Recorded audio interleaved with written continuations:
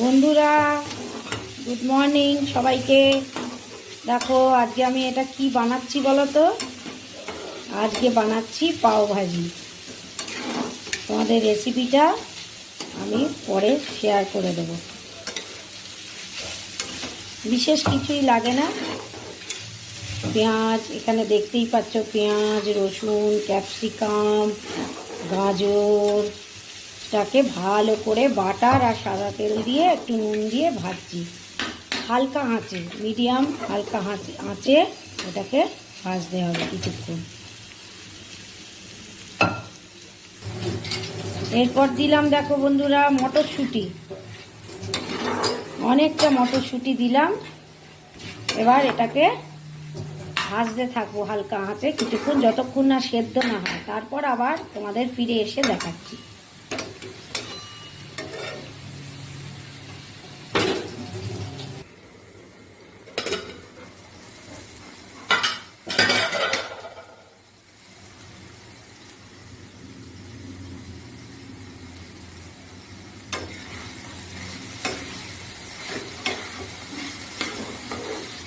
দেখো বন্ধুরা মোটামুটি সেদ্ধ হয়ে এসছে। এইবার এখানে আমি কিছু টমেটো, 4টে টমেটো সেদ্ধ করে রেখেছি, 4টে আলু, এইগুলো এর মধ্যে এবার আস্তে আস্তে আমি দিয়ে দেবো।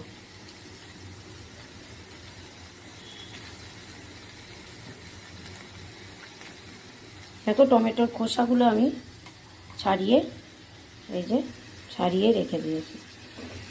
টমেটোর এই যে খোসাগুলো সেদ্ধ করে